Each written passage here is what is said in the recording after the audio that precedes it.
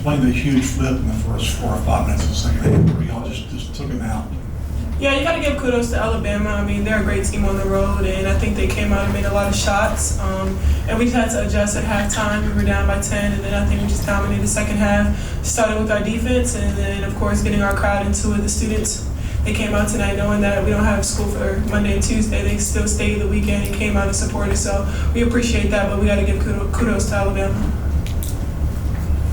Aneesah, pretty good night for you tonight as you reached that milestone. Can you just talk about how you feel about that tonight, reaching that milestone here at LSU? It feels great to get to 2,000 points here. I worked hard my whole basketball career, but even though my shots weren't falling, I had to figure out how can I help my team, and that was defending, stealing the ball, getting deflections. To both players, how did last year Poa energize the game and the offense? And secondly, what kind of person is she? Everyone just seems to love her as a teammate and as a player. I mean, we're playing with her last year. She played under Aneesah Morrow, so she knows this team like the back of her hand. Just gaining confidence from her the last 2 games has just been something that we needed. Of course, it's hard for Haley as a point guard that she's transitioning to that position, and Poa coming in and knowing it and being able to push Haley to the 2 spot. I think she's done a great job of that. Poa has just accepted her role at any place that she is at, and I think having an unselfish player like that on your team is something that you'll always love. I would second that and say that she's just accepting her role on the team, but also one thing that I tell Poa is just play at your own pace. When she plays at her own pace and give hesitations and do everything, she's very successful with that. Aneesah and Angel, for both of you, how would you describe currently your chemistry between each other on the court? It seems like you guys got to the point where you know where each other's going to be. Those passing lanes seem to always be there. Is this where you'd like for it to be as the regular season winding down? I would definitely say, of course, we would love for it to be like that, but I know that Angel's always doubled in the post. So if I have the opportunity to drive and kick it to her because nobody's talking on defense, then that's what I'll do because I'm not a selfish teammate. So as long as it's helping our team and we're doing well, then that's all that matters.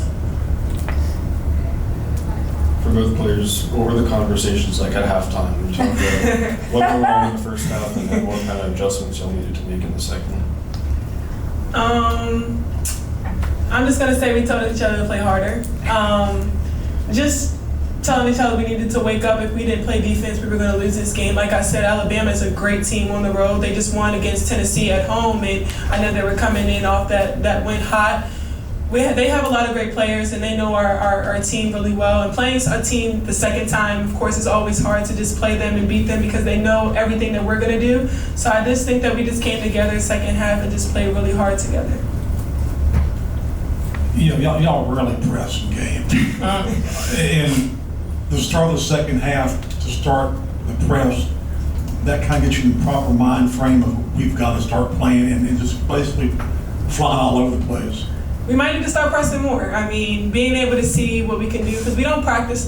We don't practice that a lot. A lot of times we're playing people straight up man to man, and being able to just make that turn. We were down 10, and I think that momentum got us going. And then I think a couple times in the first half we threw a zone at them as well. So just trying to change the defenses up as much as we can, and having a team where all 5 players can switch on everybody, I think that's helped us a lot as well.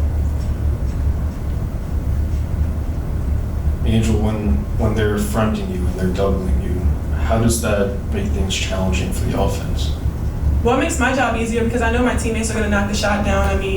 I did have 6 assists tonight, so just being able to pass to my teammates that I know are going to make those shots. If they double me, then somebody else is great open. So I don't have a worry that when I do get double teamed, I know how to kick it out and see where my teammates are, and they know that I'm going to get double most of the time. So they're open, and like you said, me and Reese's chemistry, it just keep growing and growing.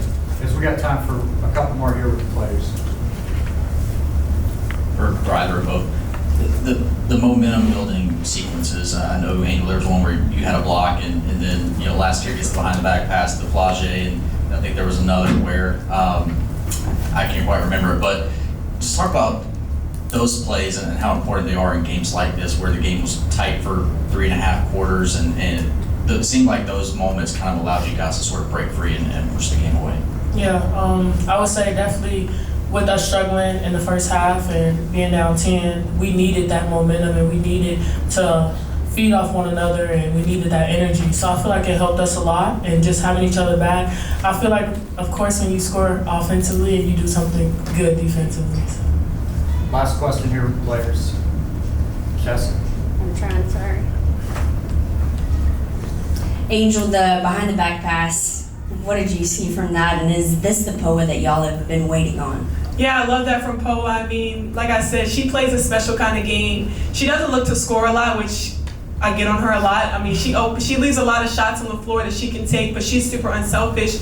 And her game honestly starts on the defensive end. She takes charges. She goes at the best player and defends them. She gets the chippy calls and does the right things at the right time. And I think you always need a player on your team like Poa, and she's just super unselfish. And I'm glad it's coming to her offensively now. So defense, of course, leads to offense. I'm glad I was able to get that block with that behind the back. We got to take Poa out to dinner tonight.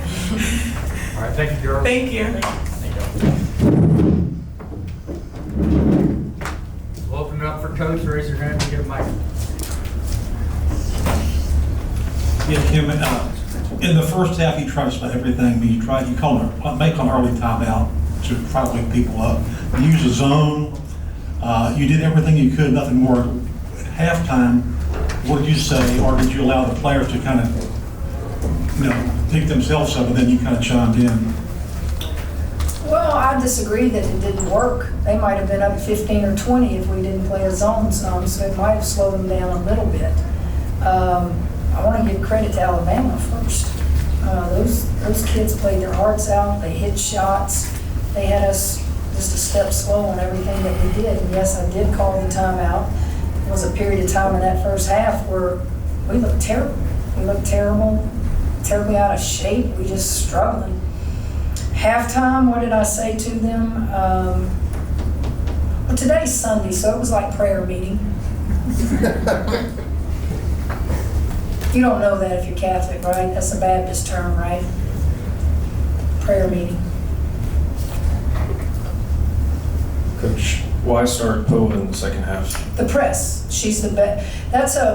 We call that our 11 full court 1-2-1-1. The guy on the ball was Morrow.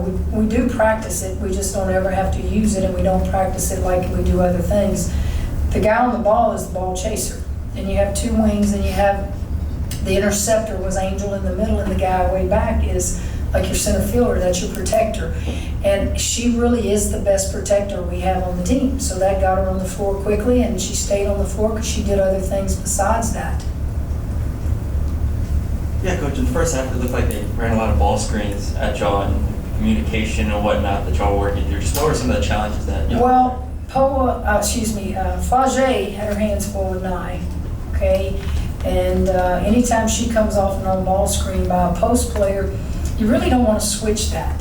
So I think the struggle for us was getting hung up on the screen. Do I go over and get hung up, or do I go underneath and she shoots it? So I thought it was a lot of just uncertainty. Even though we told them how we wanted to guard each one of them, it was like everybody was doing their own thing in the first half. Coach, last year, I remember in Columbia when y'all were playing South Carolina, the night before at practice, you got on to Poa and you told her, if you're scared, tell me now, I'm not going to put you in. Tonight, to see her kind of full circle moment of coming into her own and that behind the back pass, what did you see? What I expect from Poa. I've seen that when she was playing junior college ball. Poa is, I want her to be louder. I want her to run the show when she's out there, and she's just not gonna do that. She's kind of quiet. But those skills are there. I kind of saw that behind the back pass coming. She's been waiting to do that. I don't remember saying that to her in Columbia, but I trust that I did. We got spanked in Columbia last year, didn't we? Yeah. But we got better, didn't we? And we ended up winning the championship. So games like today will help us get better. But I do want to compliment Alabama. I'm telling you, that team is playing very good basketball right now. And they don't need to get deflated. We just got the crowd into it. We started pressing. I don't press a lot, so I don't know if that was a shock to them for us to do that.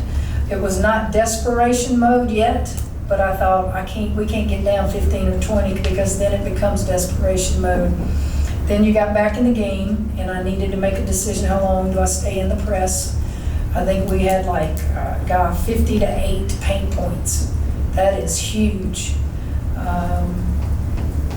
Yeah, zone defense, baby. Played 4 possessions, and I don't think they scored on any of them. I should have stayed in it longer, right?